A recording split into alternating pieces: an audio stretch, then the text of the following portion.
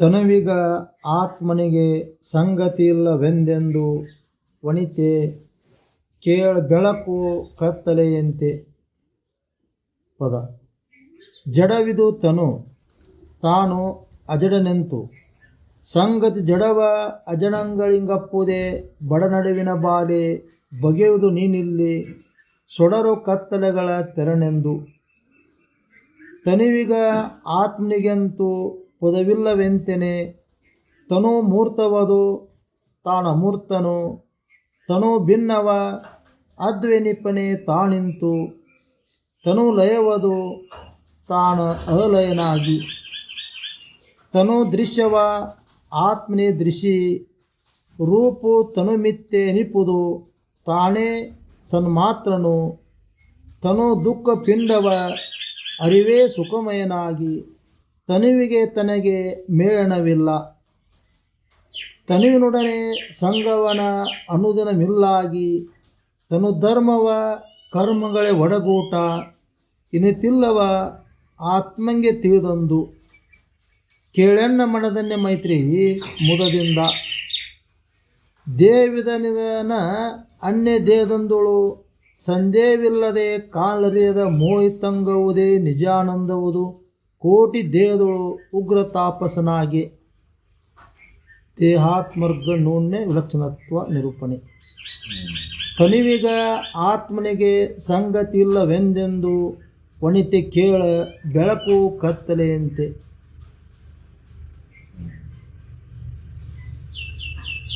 ತನುವಿಗೂ ಆತ್ಮನಿಗೂ ಒಂದಕ್ಕೊಂದು ಸಂಗೀತ ನೋಡಪ್ಪ ಅಂತಾರೆ. ಬಹಳ ದೂರ ಒಂದಕ್ಕೊಂದು. ತನುನ ಬೇರೆ ಐತಿ ಆತ್ಮನ ಬೇರೆ ಐತಿ. ಆದರೆ ಮನುಷ್ಯನಿಗೆ ತನು ತಾನಂತ ತಿಳಿಯುವಂಥ ಸಾಮರ್ಥ್ಯ ಇಲ್ಲ. ತನು ತಾನಂತೆ ತಿಳಿಯುವಂಥ ಸಾಮರ್ಥ್ಯ ಇಟ್ಕೊಂಡು ತನು ತಾನಲ್ಲ ತನುವಿಗೆ ಆಧಾರವಾಗಿರ್ತಕ್ಕಂಥ ಚೇತನ ನಾನು ತನು ಹೆಂಗೈತಿ ಅನ್ನೋವಂಥ ವಿಚಾರ ಮಾಡಿಲ್ಲ. ಅದಕ್ಕೆ ಇದ್ರ ಜೋಡಿ ಸಂಗತಿ ಮಾಡ್ಕೊಂಡು ಕೂತಾನ. ಆದರೆ ಆತ್ಮನಿಗೆ ಇದಕ್ಕೆ ಸಂಗತಿ ಆಗೋದಿಲ್ಲ ಅಂತಾರೆ. ಹೊಂದಾಣಿಕಿಲ್ಲ. ಆತ್ಮ ಲಕ್ಷಣಗಳನ್ನು ಒಂದಕ್ಕೊಂದು ತದ್ವಿರುದ್ಧ ಅದಾವಲ್ಲ ಅಂತ ಹೇಳ್ಕೊಂಡು ಹೋಗ್ತಾರೆ. ಆತ್ಮನಿಗೆ ತನಗೆ ಲಕ್ಷಣಗಳು ಎಂಥವು? ಆತ್ಮನ ಲಕ್ಷಣಗಳು ತನುವಿನಲ್ಲಿಲ್ಲ. ಏನೋ ಎರಡು ಒಂದೇ ನಮೂನೆ ಅದಾವ. ಅದಕ್ಕೆ ಗೊತ್ತಾಗದಕ್ಕೆ ಅನ್ಕೊಂಡು ನಾನು ಅಂದ್ರೆ ಅದು ಮಾತು ಬೇರೆ ಆಗ್ತದೆ. ತನುವ ಬೇರೆ ಆತ್ಮನ ಬೇರೆ ಐತಿ. ಒಂದಕ್ಕೊಂದು ತದ್ವಿರುದ್ಧ ಅದಾವ. ಕತ್ತಲು ಬೆಳಕಿದ್ದಂಗೆ ಅದಾವ ಅಂತ ಹೇಳ್ತಾರೆ. ಹೇಗೆ ಕತ್ತಲಿದ್ದಾರೆ ಬೆಳಕಿರುವುದಿಲ್ಲ, ಬೆಳಕಿದ್ದಾರೆ ಕತ್ತಲಿರುವುದಿಲ್ಲ. ಇದು ಪ್ರಕಾಶಮಾನವಾಗಿರ್ತೈತಿ, ಇದು ಗಾಢ ಅಂಧಕಾರವಾಗಿರ್ತೈತಿ. ಹಂಗೆ ಈ ಶರೀರ ಐತಿಪ್ಪ ಅಂತಾರ. ಈ ಶರೀರ ಹಂಗೈತಿ. ಆದರೂ ಇದು ತಿಳಿವಲ್ಲಲ್ಲ. ಇಷ್ಟೊಂದು ವ್ಯತ್ಯಾಸ ಇದು ತಿಳಿಬೇಕಾಯ್ತು ಸರ್. ಒಂದಕ್ಕೊಂದು ಹೋಲಿಕೆ ಅದಾವು. ಅದಕ್ಕೆ ಗೊತ್ತಾಗಲಕ್ಕೆ ಅದು ಇದಂತ ತಿಳ್ಕೊಳೋಣ ಇದಾದಂತ ತಿಳ್ಕೊಳೋಣ ಅಂದ್ರೆ ಒಪ್ಕೋಬೋದಾಗಿತ್ತು. ಇಲ್ಲಿ ಒಪ್ಕೋಣಂಥ ಪ್ರಶ್ನೆನೇ ಇಲ್ಲ. ಅದ ಬೇರೆ ಇದೇ ಬೇರೆ. ಇಷ್ಟೊಂದು ವಿರುದ್ಧ ಇದ್ದಾಗೂ ಹೆಂಗೆ ಭಾಸಕತ್ತಿದು, ಹೆಂಗಿದು ತನುವನ ತಾನಂತ ಹೆಂಗೆ ಹಿಡ್ಕೊಂಡು ಕುಂತತ್ತಿದು. ಇದ ವಿಚಿತ್ರ, ಇದ ಮಾಯ. ಇಷ್ಟೊಂದು ವ್ಯತ್ಯಾಸ ಐತಿ ಒಂದಕ್ಕೊಂದು. ಆದರೂ ಮತ್ತೆ ಇದ ನಾನಂತ ಹೆಂಗೆ ಹಿಡ್ಕೊಂಡು ಕುಂತ. ಹೋಲಿಕೆ ಒಂದು ಹೋಲಿಕೆ ಇಲ್ಲ. ಒಂದರ ಹೋಲಿಕೆ ಐತಿ ಅಂದ್ರೆ ಒಂದು ಹೋಲಿಕೆ ಇಲ್ಲ. ಆಕಾರದಾಗ ನೋಡ್ಕೋ, ರೂಪದಾಗ ನೋಡ್ಕೋ, ಬಣ್ಣದಾಗ ನಿರಾಕಾರ ಐತಿ, ಇದು ಆಕಾರ ಐತಿ, ಇದು ಜಡ ಐತಿ, ಅದು ಅಜಡ ಐತಿ, ಇದು ವಿಕಾರಮಯ ಐತಿ, ಅದು ವಿಕಾರಮಯ ಇಲ್ಲ, ಇದು ಕಾಲದ ಆಧೀನ ಐತಿ, ಅದು ಕಾಲದ ಆಧೀನವಾಗಿಲ್ಲ. ಇಷ್ಟೊಂದು ಗುಣಗಳನ್ನು ಹೇಳ್ಕೊಂತ ಹೋಗ್ತಾರ. ಅವೆಲ್ಲ ವ್ಯತ್ಯಾಸ ಅದ. ಒಂದಕ್ಕೊಂದು ಹೊಂದಾಣಿಕೆಲೇ ಇಲ್ಲ. ಈ ಗುಣಗಳನ್ನು ಹೇಳ್ಕೊತ ಅಂತಾರಲ್ಲ, ಒಂದಕ್ಕೊಂದು ಹೊಂದಾಣಿಕೆನೇ ಇಲ್ಲ. ಹೊಂದಾಣಿಕೆ ಇಲ್ಲದ್ರೂ ಸದ್ಯಕ್ಕೆ ನಾವು ಸಂಶಯ ಇತ್ತಂದ್ರೆ ಒಂದಿಟ್ಟಿಲ್ಲ. ಸಂಶಯನೂ ಬರೋದಲ್ಲ ನಮಗೆ. ಇದು ಹೌದೋ ಇದಲ್ಲ ನಾನು ಅಂತೇಳಿ. ನಾನು ಬೇರೆ ಏನೋ ಅಂತ ಬೇರೆ ಇದೇನೇನೋ ಅಂತ ಸಂಶಯಿಸತೆ ಕುತೂಹಲ ಅಂದ್ರೆ ಎಷ್ಟೊಂದು ಮಾಯ ಇದೆ, ಅಜ್ಞಾನದ ಮಾಯ ಎಷ್ಟೊಂದು ಆವರಿಸ್ಕೊಂಡಿರ್ಬೇಕು. ಒಂದು ಸ್ವಲ್ಪ ಸಂಶಯ ಹುಟ್ಟಿದ್ರೆ ಹೌದಲ್ಪ ನಾನು ಇದ್ರ ಮೇಲೆ ಯಾಕೆ ಮೋಹ ಹುಟ್ಟೈತಿ, ನಾನು ಹೌದು ಅಲ್ಲೋ ಅಂತ ಪ್ರಶ್ನೆ ಏನಾರು ಹುಟ್ಟಿದ್ರೆ ಎಷ್ಟೋ ಜೀವನ ಸಾರ್ಥಕ ಐತಿ. ಆ ಪ್ರಶ್ನೆ ಹುಟ್ಟಲಾರ್ದಷ್ಟು ಇದು ಮಾಯ ನಿನ್ನ ಆವರಿಸ್ಕೊಂಡು. ಈ ಪ್ರಶ್ನೆ ಹುಟ್ಟಿದ್ರೆ ಉತ್ತರ ಹುಡ್ಕೋಕೆ ಪ್ರಯತ್ನ ಮಾಡ್ತಿದ್ವಿ. ಜಗದಾದಿಯಾಗಿ ನೋಡ್ಕೋತ ಬಂದಾಗ ಜಡ ಜಗತ್ತನ್ನು ನೋಡ್ಕೋತ ಶರೀರ ಜಗತ್ತು ಎಲ್ಲ ಜಡ ಅದಾವು. ಈ ಜಡದೊಳಗೆ ವ್ಯಾಯಾಮ ಉಟ್ಕೊಂಡು ಜಡಮತಿ ಒಳಗಾಗಿಬಿಟ್ಟು. ಜಡಮತಿ ಒಳಗಾಗೋದಂದ್ರೆ ಏನಪ್ಪ ಅಂದ್ರೆ ಏನು ತೋರ್ತೈತಲ್ಲ ಪಂಚೇಂದ್ರಿಯಗಳಿಗೆ ಏನು ಜ್ಞಾನಕ್ಕೆ ನಿಲುಕ್ತೈತಲ್ಲ ಅದಷ್ಟ ಸತ್ಯ ಅಂತ ಹಿಡ್ಕೊಂಡ್ಕೊಂತೀವಿ. ಪಂಚ ಜ್ಞಾನೇಂದ್ರಿಯಗಳಿಗೆ ಯಾವುದು ನಿಲುಕ್ತೈತಲ್ಲ ಅದಷ್ಟ ಸತ್ಯ. ಅದರ ಆಚಿಂದ ಯಾವುದು ನಿನಗೆ ಅನುಭವಕ್ಕೆ ಬರುವುದು. ಶಬ್ದ ಸ್ಪರ್ಶ ರೂಪ ರಸ ಗಂಧ ವಿಷಯಾದಿಗಳ ಅದರೊಳಗೆ ಯಾವುದರ ಒಂದಿತ್ತು ಅಂದ್ರೆ ಅದೈತಿ ಅನ್ಸ ಸತ್ಯ ಐತ್ರಿಪ್ಪ ಅಂತ. ಕಂಡ್ರೆ ಕಾಣಬೇಕು, ಕೇಳರೆ ಕೇಳಿಸ್ಬೇಕು, ವಾಸನೆಗಳ ಬರಬೇಕು, ಸ್ಪರ್ಶಿಕರೇ ಸಿಗಬೇಕು. ಹಿಂಗೆ ಈ ಗುಣಗಳದಾವ ಅಂತೇಳಿ ಈ ಗುಣಗಳದ ಆಧಾರ ಮೇಲೆ ಆತ್ಮನ ಹುಡುಕಕ್ಕೆ ಹೊಂಟಿದ್ದೀನಿ. ಅದಕ್ಕೆ ನಿನಗೆ ಆತ್ಮ ಅನುಭವಕ್ಕೆ ನಿಲ್ಲಕೋಲ್ಲ. ಜಡಮತಿ ಅಂದ್ರೆ ಇದು ಪಂಚ ಏನು ಜ್ಞಾನೇಂದ್ರಿಯಗಳದಾವಲ್ಲ, ಈ ಜ್ಞಾನೇಂದ್ರಿಯಗಳ ಮೂಲಕನ ಆತ್ಮನನ್ನು ಅರಿಬೇಕಂತೀನಿ. ಈ ಜ್ಞಾನೇಂದ್ರಿಯಗಳ ಮೂಲಕ ಆತ್ಮನ ಅರಿಬೇಕಂತ ಹೋದಾಗ ಗುಣಾತೀತನಿದ್ದಂಥ ಆತ್ಮ ಯಾವುದೋ ಗುಣ ಇಲ್ಲದಂಥ ಆತ್ಮ ಈ ಜ್ಞಾನೇಂದ್ರಿಯಗಳಿಗೆ ಹೆಂಗೆ ಸಿಗಕ್ಕೆ ಸಾಧ್ಯ ಐತಿ? ಕಣ್ಣಿಗೆ ಕಾಣೋದಿಲ್ಲ, ಕಿವಿಗೆ ಕೇಳೋದಿಲ್ಲ, ವಾಸನೆ ಇಲ್ಲ, ಕೈಗೆ ಸಿಗುವುದಿಲ್ಲ, ಸ್ಪರ್ಶಕ್ಕಿಲ್ಲ. ನಿರಾಕಾರನಿದ್ದಂಥ ಆತ್ಮನನ್ನು ನೀ ಜ್ಞಾನೇಂದ್ರಿಯಗಳ ಮೂಲಕ ತಿಳಿತೀನಿ ಅಂತ ಹೊಂಟಿಯಲ್ಲ, ಇದೇ ಜಡಮತಿ. ಅಂದರೆ ನಮಗೆ ಅನುಭವ ಅಂದ್ರೆ ಜ್ಞಾನೇಂದ್ರಿಯಗಳಿಗೆ ನಿಲುಕಿದ್ದ ಅನುಭವ ಅಂತ ನಾವು ತಿಳ್ಕೊಂಡ್ವಿ. ಅನುಭವಿಸೋದಂದ್ರೆ ಜ್ಞಾನೇಂದ್ರಿಯಗಳ ಮೂಲಕ ಕರ್ಮೇಂದ್ರಿಯಗಳ ಮೂಲಕ ಏನು ನಡೆಯುತ್ತಲ್ಲ ಇದು ವ್ಯವಹಾರ, ಇದೇ ಅನುಭವ ಅಂತ ತಿಳ್ಕೊಂಡು. ನಿಜವಾಗಿ ನೋಡಿದರೆ ಇದು ಅಸತ್ಯ ಐತೆ ಅನ್ನುವಂಥ ಅನುಭವ ನಮಗೆ ಆಗ್ತದೆ. ಆ ನಿಜವನ್ನು ಕುರಿತು ನೋಡಾಕ್ತಾ ಇರಲಿಲ್ಲ ನಾವು. ಈ ಜ್ಞಾನೇಂದ್ರಿಯಗಳ ಸಹವಾಸವನ್ನು ಬಿಟ್ಟು ನೋಡೋದು, ಕಣ್ಣಿನ ನೋಡುವುದಲ್ಲ, ಕಿವಿಯಲ್ಲಿ ಕೇಳೋದಲ್ಲ, ಮೂಗಿನ ವಾಸನೆ ಇಲ್ಲ, ಒಳಗಿನ ಅಂತಃಕರಣದ ಮೂಲಕ ಇದನ್ನು ಅನುಭವ ಮಾಡ್ಕೊಂಡು. ಅಂತಃಕರಣ ಸೂಕ್ಷ್ಮ ಐತಿ, ಜಡ ಜಗತ್ತು ಜಡ ಸ್ವರೂಪ ಐತಿ, ತೋರತಕ್ಕಂಥ ಜಗತ್ತು ಜಡ ಸ್ವರೂಪ ಐತಿ. ಈ ದೇಹನೂ ಜಡ ಐತಿ, ವಿಷಯಾದಿಗಳು ಜಡ ಅದಾವು. ಅದಕ್ಕೆ ಈ ಜಡದ ಸಂಘದಿಂದ ಕೂಡ್ಕೊಂಡು ಏನಾಗೈತಿ, ಸೂಕ್ಷ್ಮವಾದಂಥ ಅಂತಃಕರಣ ಆಗಲಿ, ಅತ್ಯಂತ ಸೂಕ್ಷ್ಮವಾದಂಥ ಆತ್ಮನ ಅನುಭವ ಆಗಲಿ, ಇವೆರಡೂ ಒಂದಕ್ಕೂ ತದ್ವಿರುದ್ಧದವು. ಜಗತ್ತು ಜಡ, ಶರೀರ ಜಡ, ಪಂಚ ವಿಷಯಗಳೂ ಜಡ. ಆದ್ರೆ ಆತ್ಮ ಸೂಕ್ಷ್ಮಾತಿ ಸೂಕ್ಷ್ಮ, ಮನಸ್ಸು ಅಂತಃಕರಣ ಸೂಕ್ಷ್ಮ,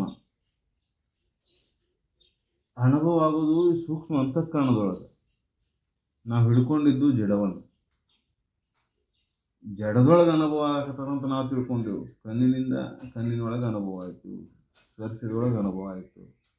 ಅಲ್ಲಿ ಏನು ಸ್ಪರ್ಶದೊಳಗೆ ಅನುಭವ ಅನ್ನೋದು ಏನಿಲ್ಲ, ಅನುಭವ ಆಗೋದು ಅಂತಃಕರಣದೊಳಗೆ. ಆ ಅಂತಃಕರಣದಾಗ ಆಗ್ತಕ್ಕಂಥ ಅನುಭವಕ್ಕೆ ನಾವು ಜಡದೊಳಗೆ ಆಗೈತೆ ಅಂತ ಭಾವಿಸ್ಕೊಂತೀವಿ.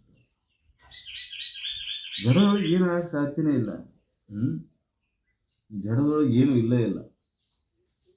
ಜಡ ಜಗತ್ತಿನೊಳಗಾಗಲಿ, ಜಡ ಶರೀರದೊಳಗಾಗಲಿ ಯಾವುದು ಅನುಭವನೂ ಇಲ್ಲ. ಸುಖದ ಅನುಭವ ನಿನಗೆ ಎಲ್ಲಾಯಿತು?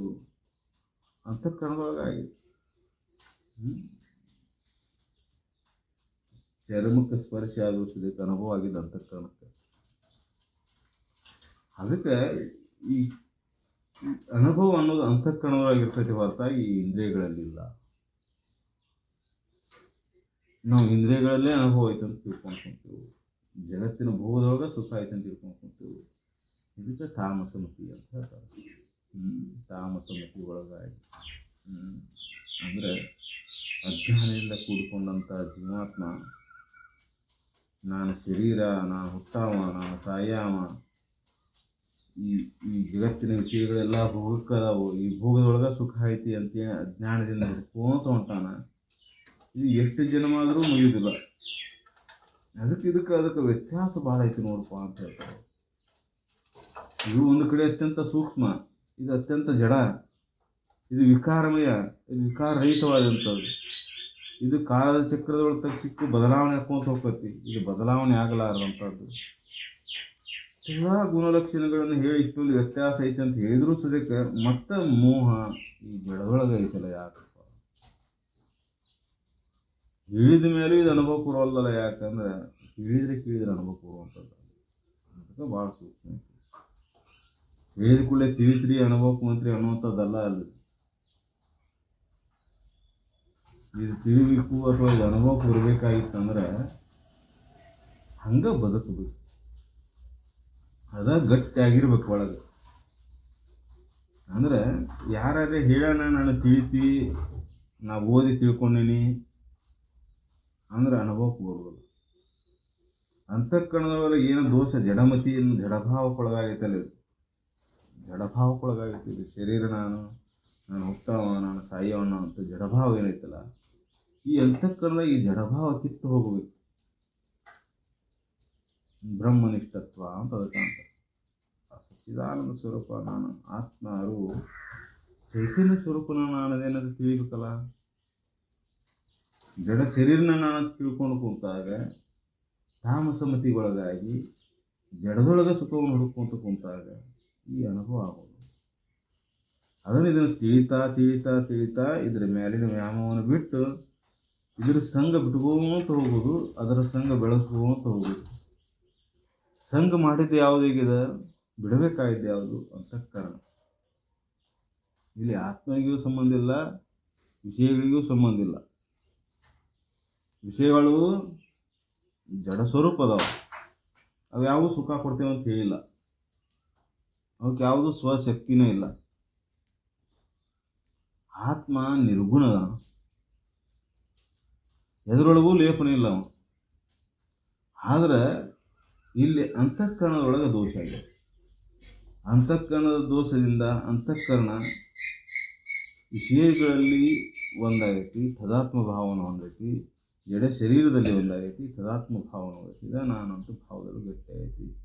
ಈ ವಿಷಯಾದಿಗಳಲ್ಲಿ ಸುಖ ಐತೆ ಅಂತ ಇದು ಅಂತಃಕರಣದಾಗ ಹಿಡ್ಕೊಂಡು ಕುಂತೈತಿ.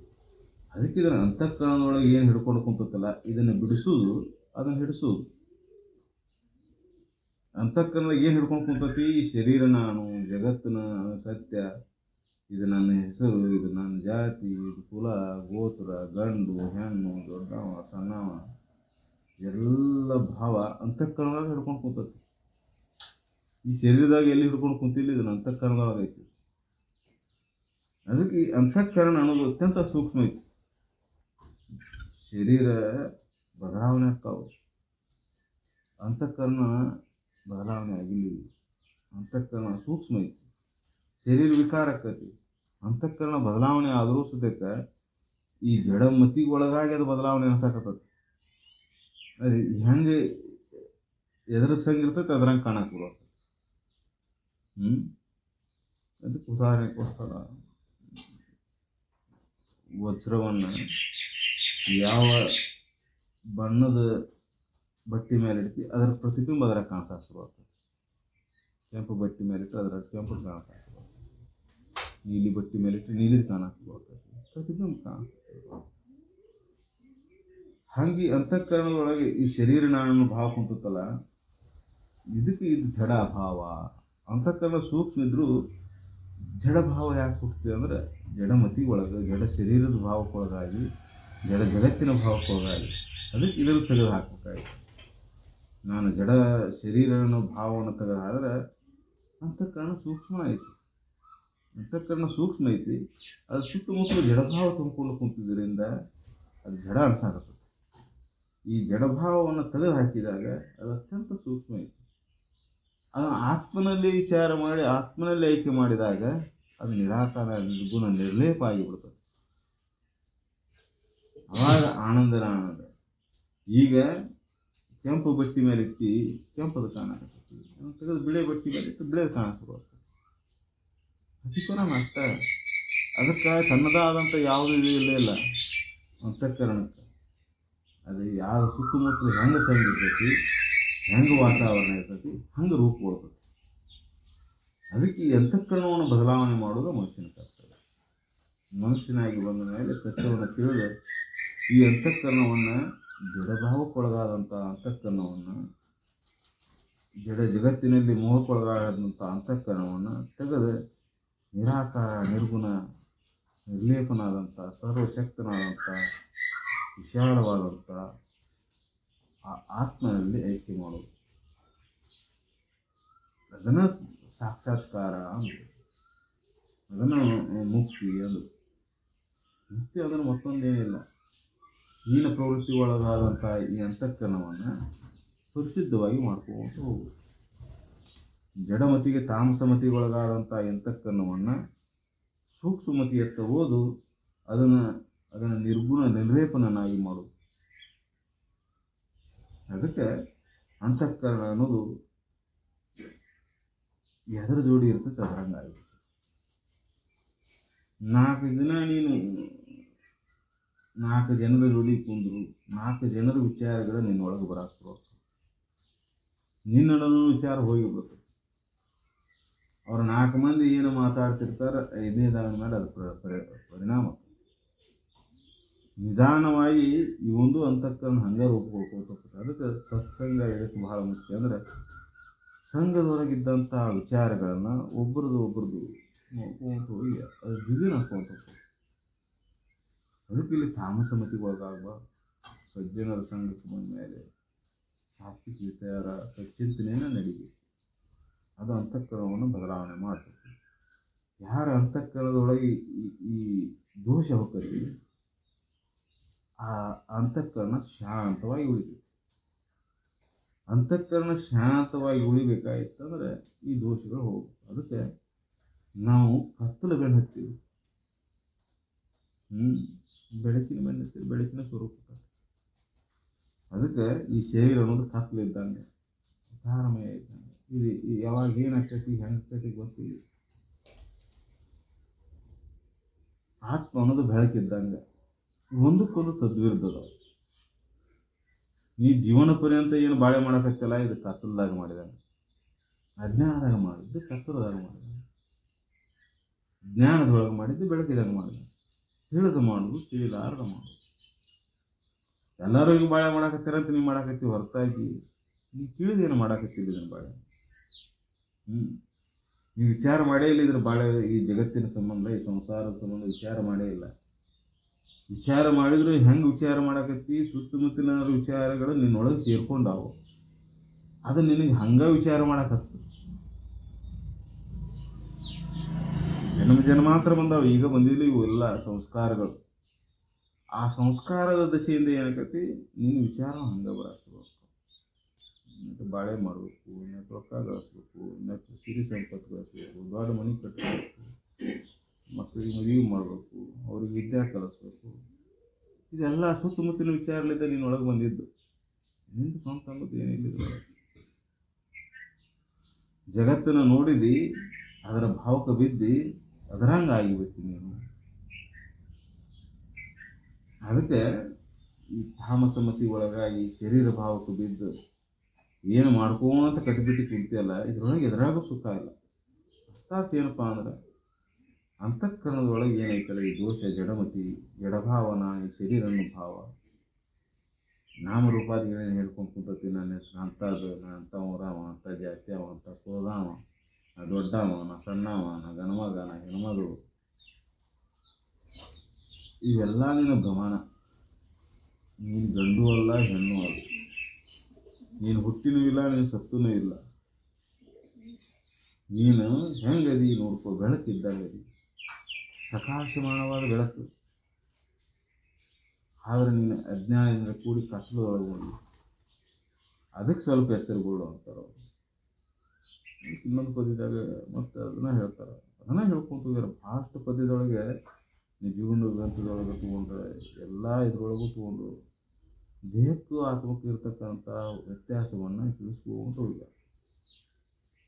ದೇಹ ಹೆಂಗೈತಿ, ಆತ್ಮ ಹೆಂಗೈತಿ, ಆಮೇಲೆ ನೀವು ವಿಚಾರ ಮಾಡಿ ನೋಡು ನೀ ದೇಹ ಹೌದಲ್ಲೋ ಅಂತ ಹೇಳ್ತಾರೆ ಅಷ್ಟೇ. ದೇಹಕ್ಕೂ ಆತ್ಮಕ್ಕೂ ಇರತಕ್ಕಂಥ ವ್ಯತ್ಯಾಸಗಳನ್ನು ಹೇಳ್ಕೊಂತ ಹೋಗಿ ನೀ ವಿಚಾರ ಮಾಡಿ ನೋಡು. ನಿನ್ನಷ್ಟಕ್ಕೆ ನೀನು ನಾನು ಹೇಳೇನಂತ ಕೇಳಬೇಡ, ಏದೋ ಉಪನಿಷತ್ತುಗಳು ಹೇಳ್ಯಾವಂತ ಕೇಳಕ್ಕೆ ಹೋಗಬೇಡ, ನಿಜಗುಂಡು ಹೇಳಕತ್ತಾರಂತ ಕೇಳಕ್ಕೆ ಹೋಗಬೇಡ. ನೀನು ವಿಚಾರ ಮಾಡು, ನೀನು ವಿಚಾರ ಮಾಡು. ವಿಚಾರ ಮಾಡಿ ನೋಡು, ಈ ಶರೀರ ನಾನು ಹೌದೋ ಅಲ್ಲೋ ಅಂತ ವಿಚಾರ ಮಾಡಿ. ವಿಚಾರ ಮಾಡುವಂಥ ಕ್ರಮವನ್ನು ಹೇಳ್ಕೊಡ್ತಾರೆ. ಮತ್ತು ಹೆಂಗೆ ವಿಚಾರ ಮಾಡು, ಹೆಂಗೆ ವಿಚಾರ ಮಾಡಬೇಕು ನೋಡಪ್ಪ. ಇದನ್ನು ಸ್ವಲ್ಪ ಸೂಕ್ಷ್ಮಮತಿಯಾಗಿ, ಜಡಮತಿಗೊಳಗಾಗಿ, ಜಡಭಾವಕ್ಕೆ ಬಿದ್ದೀನಿ. ಇದು ಸೂಕ್ಷ್ಮ ಆದ್ರೆ ತಿಳಿಯಾಕೆ ಶುರು ಆಗ್ತೈತಿ. ಜಡ ಶರೀರ, ಜಡ ಜಗತ್ತು, ವಿಷಯಾದಿಗಳಲ್ಲಿ ಭೋಗ, ಇದನ್ನು ಬಿಡು. ಸ್ವಲ್ಪ ಸೂಕ್ಷ್ಮ ಆಗಿ ನೋಡು. ಹೆಂಗೆ ಸೂಕ್ಷ್ಮ ಆಗೋದು? ಏನು ಮುಂದಿನ ಜಡಭಾವ ಐತಲ್ಲ, ಇದು ನಾನು ನಂದು ಅಂತ ಹಿಡ್ಕೊಂಡು ಕುಂತತ್ತಲ್ಲ, ಇದು ನಾನು ನಂದು ಅಂತೇಳಿ ಏನು ಮಾಡ್ತೈತಲ್ಲ, ಇದನ್ನೆಲ್ಲ ನೋಡ್ತಕ್ಕಂಥವ ಯಾರು? ಸೂಕ್ಷ್ಮವಾಗಿ ನೋಡ್ಕೊಂತ. ನಿನ್ನ ಮನಸ್ಸನ್ನು ನೋಡಿದವ ಯಾರು?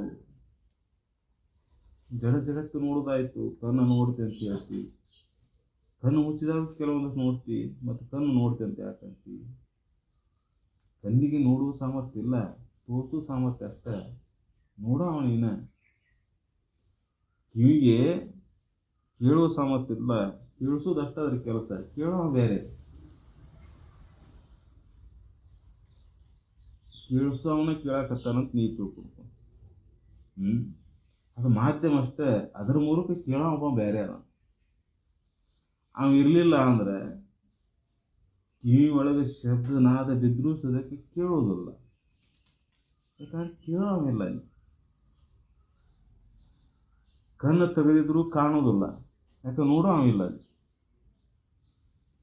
ಅದಕ್ಕೆ ಇದು ಅತ್ಯಂತ ಸೂಕ್ಷ್ಮ ಐತಿ. ನೀ ಜಡಮತಿಗೊಳಗಾದಿ, ಕಣ್ಣಿನಿಂದ ನೋಡ್ತೀನಿ, ಕಿವಿಯಿಂದ ಕೇಳ್ತೀನಿ ಅನ್ನೋ ಭಾವ ಐತಲ್ಲ, ಇದು ಜಡಮತಿಗೊಳಗಾಗಿ ನೀನು ನಡೆಸಾಕತ್ತ.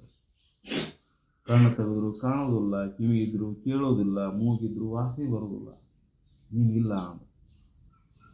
ಅದಕ್ಕೆ ನೀನು ಹೆಂಗದಿ? ಅತ್ಯಂತ ಸೂಕ್ಷ್ಮಾತಿ ಸೂಕ್ಷ್ಮದಿ. ಎಷ್ಟು ಸೂಕ್ಷ್ಮದಿ ಅಂದ್ರೆ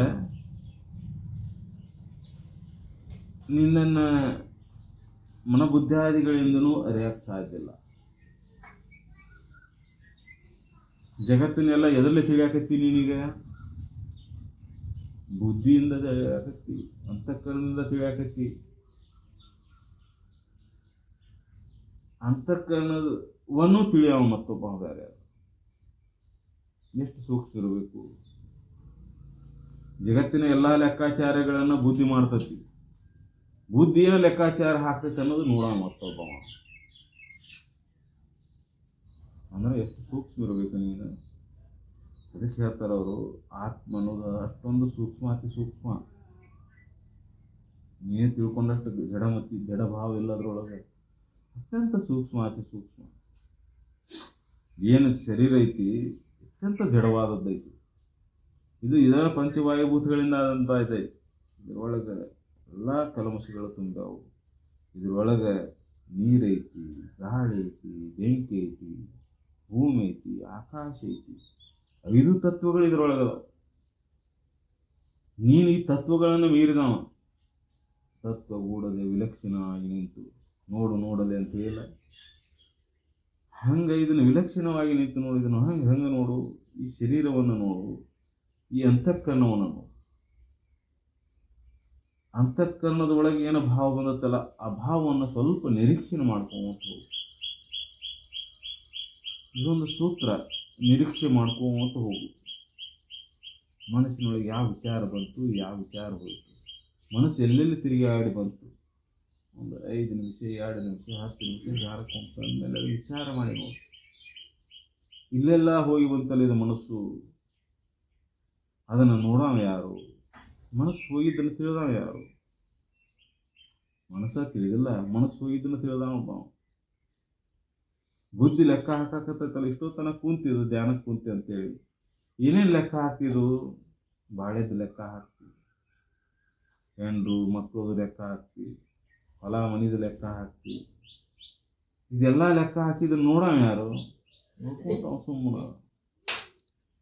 ಅದಕ್ಕೆ ಅತ್ಯಂತ ಸೂಕ್ಷ್ಮವಾದಂಥ ಈ ಆತ್ಮನ ಅನುಭವ, ನಾನು ಆತ್ಮನ ಅನ್ನುವಂಥ ಅನುಭವ ನಿನಗೆ ಬರಬೇಕಾಯ್ತು ಅಂದರೆ ಮೊದಲ ಅಂತಃಕರಣದೊಳಗೇನು ಜಡಭಾವ ತುಂಬೈತಲ್ಲ, ಆ ಜಡಭಾವ ಹೋಗ್ಬೇಕಾಗತ್ತೆ. ಆ ಜಡಭಾವ ಇಟ್ಕೊಂಡ ಈ ಆತ್ಮನ ಅನುಭವ ಆಗೋದಿಲ್ಲ. ಅದಕ್ಕೆ ಅವ್ರು ಪುನಃ ಪುನಃ ಹೇಳ್ತಾರೆ, ಮುನ್ನಿನ ಜಡಭಾವವನ್ನು ಮೀರಿ ಮೊದಲಿದ್ದಂಥ ಈ ಜಡಭಾವ ತೆಗೆದುಹಾಕ, ಮುನ್ನಿನಂತೆ ಸಮರಸ ಬೇಡಲಿ ಅಂತ ಮತ್ತೊಂದು ಕಡೆ ಹೇಳ್ತಾರೆ. ಪುನಃ ಪುನಃ ಎಲ್ಲ ಪದ್ಯದೊಳಗೆ ಅದನ್ನು ಹೇಳ್ಕೊಂಡು ಹೋಗ್ತಾರೆ. ಅವರು ಹೇಳಿದ್ದೆ ಹೇಳ್ತಾರೆ ಅನಿಸ್ತದೆ, ಸರಿ ಇದು. ಆದ್ರೆ ಈ ಜಡಭಾವವನ್ನು ಕಳ್ಕೊಳೋದು ಭಾಳ ಕಠಿಣ ಐತೆ ಅಂತ ಒತ್ತಿ ಒತ್ತಿ ಅದನ್ನು ಹೇಳಕತ್ತಾರ. ಭಾವವನ್ನು ಕಳ್ಕೊಳೋದು ಭಾಳ ಕಠಿಣ ಐತಿ. ಅದಕ್ಕೆ ಒತ್ತಿ ಒತ್ತಿ ಪುನಃ ಪುನಃ ಪುನಃ ಪುನಃ ಅದನ್ನು ಹೇಳ್ಕೊಂತ ಹೋಗ್ತಾರೆ. ಈ ಮುನ್ನಿನಂತ ಸಮರಸ ಬೇಡಲೇ ಮುಂದೆ ಅನ್ನೇನಿಗೆ ಮತ್ತು ಮತ್ತೊಂದು ಕಡೆ ಹೇಳ್ತಾರೆ. ಎಲ್ಲರಿಗೂ ಅದನ್ನು ಬರೀ ಈ ಶರೀರಕ್ಕೂ ನಿನಗೂ ಬಹಳ ವ್ಯತ್ಯಾಸ ಐತಿಪ್ಪ, ಇದನ್ನು ನೋಡ್ಕೊಂತ ಹೇಳ್ತಾರೆ. ಆದರೆ ಜಡಮತಿಗೊಳಗಾದಂಥ ಮನುಷ್ಯನಿಗೆ ಇದು ಅನುಭವಕ್ಕೆ ಬರೋದಿಲ್ಲ. ಜಡಭಾವದೊಳಗೆ ನಿಂತು ವಿಚಾರ ಮಾಡಿ ನೋಡ್ತಾನ, ಈ ಪಂಚೇಂದ್ರಿಯಗಳ ಮೂಲಕ ತಿಳಿಬೇಕಂತಾನ. ಅದಕ್ಕಿದು ಸತ್ಯದ ಅನುಭವ ಆಗುತ್ತೆ. ಅದಕ್ಕೆ ಇದು ಜಡಮತಿಗೆ ಒಳಗಾದಂಥ ಮನುಷ್ಯನ ಜಡಮತಿ ಹೋಗಿ ಸೂಕ್ಷ್ಮ ಆಗ್ಬೇಕಂದ್ರೆ ಸಜ್ಜನರ ಸಂಘ, ಸಾಧು ಸತ್ಪುರುಷರ ಸಂಘದಿಂದ, ಸದ್ವಿಚಾರದಿಂದ, ಸತ್ಕರ್ಮದಿಂದ ಸೂಕ್ಷ್ಮತೆ. ಅಲ್ಲಿವರೆಗೆ ಸೂಕ್ಷ್ಮ ಆಗೋಲ್ಲ. ಅಲ್ಲಿವರೆಗೆ ಮತ್ತೆ ಜಡದೊಳಗೆ ಹುಡುಕ್ತಿರ್ತೈತಿ, ಜಡಭಾವಕ್ಕೊಳಗಾಗಿರ್ತೈತಿ. ಅವ್ರು ಹೇಳಿದ್ದು ಏನು ತಿಳಿದೇ ಇಲ್ಲ. ಏನಪ್ಪ ಇದು? ಯಾಕಂದ್ರೆ ಅಷ್ಟೊಂದು ಜಡಭಾವ ತುಂಬಿ ತುಳುಕ್ತಿರ್ತೈತಿ. ಕುಂತ್ರೆ ನಿಂತ್ರೆ ಎದ್ರೆ ಬಿದ್ದರೆ ಹುಟ್ಟಿದ ಅನಿಸುತ್ತೆ ಸಾಯಿವರೆಗೂ ಬರೇ ಜಡಭಾವಕ್ಕೊಳಗಾಗ್ಬಿಟ್ಟಿರ್ತೈತಿ. ಈ ಮಾಯಾಚಕ್ರದ ಒಳಗೆ ಬಿದ್ದು ಸಿಕ್ಕೊಂಡು ಜಡಮತಿ ಒಳಗಾದಂಥ ಅಂತಃಕರಣ, ಜಡಭಾವಕ್ಕೊಳಗಾದಂಥ ಅಂತಃಕರಣ ಸತ್ಯವನ್ನು ತಿಳಿಯಕ್ಕೆ ಬಿಡುವುದಿಲ್ಲ, ಅಥವಾ ಸತ್ಯದ ಅನುಭವ ಅಲ್ಲಿ ಆಗೋದು. ಅದಕ್ಕೆ ಆ ಸತ್ಯದ ಅನುಭವ ಆಗಬೇಕಾಯ್ತಂದ್ರೆ ಒಂದೇದು ಸೇವಾ ಸತ್ಕರ್ಮಗಳು, ಸಜ್ಜನರ ಸಂಘ, ಸದ್ವಿಚಾರ, ಸಚ್ಚಿಂತನೆಗಳು, ಇವು ಮೂರು ಅವಶ್ಯಕ.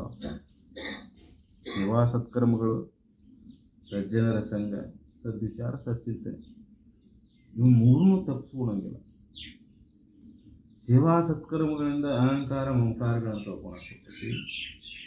ಸಜ್ಜನರ ಸಂಘದಿಂದ ಸುತ್ತಮುತ್ತಲ ವಾತಾವರಣ, ಜಡಭಾವದ ವಾತಾವರಣ ಕಡಿಮೆ ಹಾಕೊಂತ ಬರ್ತೈತಿ. ಮನಸ್ಸು ಅಂತಃಕರಣ ಸೂಕ್ಷ್ಮ ಹಾಕೊಂತ ಬರ್ತೈತಿ. ಆವಾಗ ಸದ್ವಿಚಾರ, ಸಚ್ಚಿಂತೆಗಳು, ಸಜ್ಜನರ ಸಂಘದಿಂದ ಏನು ಕೇಳ್ತೀವಲ್ಲ ಅದು ಅಂತಃಕರಣವನ್ನು, ಜಡಮತಿಗೊಳಗಾದಂಥ ಅಂತಃಕರಣವನ್ನು ಸೂಕ್ಷ್ಮವಾಗಿ ಮಾಡ್ಕೊಂತ ಬರ್ತೈತಿ. ಆವಾಗ ನಿನ್ನ ದೋಷಗಳು ಕಡಿಮೆ ಹಾಕೊಂತ ಬರ್ತವೆ. ಅದಕ್ಕೆ ಇದು ಅತ್ಯಂತ ಸೂಕ್ಷ್ಮವಾದಂಥದ್ದು. ಇದು ಬುದ್ಧಿಯಿಂದ ತಿಳಿಯುವಂಥದ್ದಲ್ಲ. ಅದಕ್ಕಿದು ಕಠಿಣ ಐತಿ. ಭಾಳ ಬುದ್ಧಿವಂತದೇನ್ರಿ, ನಾವು ಭಾಳ ಶಾಣೆ ಅದೇನ್ರಿ, ವ್ಯವಹಾರ ಎಲ್ಲ ಭಾಳ ಚಂದ, ಮಕ್ಕಳದು ಮದುವೆ ಮಾಡೀನಿ, ಶ್ರೀಮಂತಿಕೆ ಗಳಿಸೀನಿ, ಜಗತ್ತೆಲ್ಲ ಹೌದೌದು ಅಂತೈತಿ, ತಿಳಿತೈತೇನಪ್ಪ ಅಂತ ಅವನಂದ್ರೆ ಎಲ್ಲಿವರೆಗೆ ನಿನ್ನಲ್ಲಿ ಜಡಭಾವ ಇರುತ್ತೆ ಅಲ್ಲಿವರೆಗೆ ಇದು ತಿಳಿದೇ ಇಲ್ಲ. ಅದಕ್ಕಿದು ಭಾಳ ಕಠಿಣ ಐತಿ. ಎಂತೆಂಥ ಮೀದಾಗ ಲಗಾಟ ಹೊಡೆದಿಲ್ಲ. ಯಾಕಂದ್ರೆ ಮೀದಾಗ ತಿಳಿಯುವಂಥದ್ದಲ್ಲ ಇದು. ಯಾರ ಅಂತಃಕರಣ ಸ್ವಚ್ಛ ಇರ್ತೈತೆ ಅವ್ರಿಗೆ ಅನ್ಬೇಕು. ಭಾಳ ಬುದ್ಧಿವಂತರಿಗೆ ತಿಳಿತೈತೆ ಅನ್ನೋ ತಿಳಿಯುವಂಥದ್ದಲ್ಲ. ಭಾಳ ಬುದ್ಧಿವಂತರು, ಭಾಳ ಜಗತ್ತಿನ ಬುದ್ಧಿವಂತರು. ಅವರು ಜಗತ್ತಿಂದ ಎಲ್ಲ ಲೆಕ್ಕಾಚಾರ ಹಾಕ್ತಾರೆ, ಲೆಕ್ಕಾಚಾರಕ್ಕೆ ನಿಲ್ಕಲಾರ್ದಂಥದ್ದು ಇದೆ. ಅದಕ್ಕಿದು ಕಠಿಣ ಐತಿ. ಲೆಕ್ಕಾಚಾರ ಹಾಕಿ ತಿಳಿಬೇಕಂತ ನಾವು ಅಂತಾನ. ಜಗತ್ತಿನ ಬಾಳೆದ ಲೆಕ್ಕಾಚಾರ ಹಾಕಿ ಇದನ್ನು ತಿಳಿಬೇಕಂತೆ ತಿಳ್ಕೊತಾನಲ್ಲ, ಹಂಗೆ ಲೆಕ್ಕಾಚಾರ ಹಾಕಿ ಆತ್ಮನ ತಿಳ್ಕೊಳಕ್ಕೆ ಬರ್ತೈತನ ಅಂತ ತಿಳ್ಕೊಳ. ತರ್ಕಕ್ಕೆ ನಿಲ್ಕೋದಿಲ್ಲ. ಯಾವ ತರ್ಕನೂ ಇದನ್ನು ತಿಳಿಲಾರದು.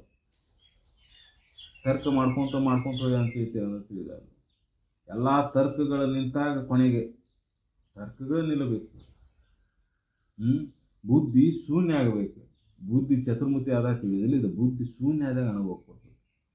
ಅದಕ್ಕೆ ಇದು ಭಾಳ ಕಠಿಣ ಐತಿ. ಎಂತೆಂಥ ಚತುರ್ಮುಖಿಗಳಿಗೆ ಯಾಕೆ ತಿಳಿದಿಲ್ಲಪ್ಪ ಇದು ಅಂದ್ರೆ ಅವ್ರ ಬುದ್ಧಿ ಮೂಲಕ ತಿಳಿಬೇಕಂತ ಹೊಂಟಾರ. ಭಾಳ ಬುದ್ಧಿವಂತದೇನಿ, ಬುದ್ಧಿ ಮೂಲಕ ತಿಳ್ಕೊಂಡು ಕೊಡ್ತೈತಿ ನಾನು ತಿಳ್ಕೊಂಡು. ಅದಕ್ಕೆ ತಾಮಸ ಮತಿಗೆ ಒಳಗಾದಂಥವ ಏನು ಮಾಡ್ತಾನ, ಇದರೊಳಗೆ ಜಡಮತಿಗೆ ಒಳಗಾದವ ಏನು ಮಾಡ್ತಾನ, ಅತ್ಯಂತ ಬುದ್ಧಿವಂತಿಗೆ ಏನು ಉಪಯೋಗ ಮಾಡಿಕೊಂಡು ಈ ಪಂಚ ಜ್ಞಾನೇಂದ್ರಿಯಗಳ ಮೂಲಕ ಇದನ್ನು ಅನುಭವ ಮಾಡಕ್ಕೆ ಬರ್ತೈತೆ ಅನ್ನೋದು ತಿಳ್ಕೊಂಡು ಕುಂತಾನ. ಅದಕ್ಕೆ ಇದು ಕಠಿಣ ಆಗೈತೆ.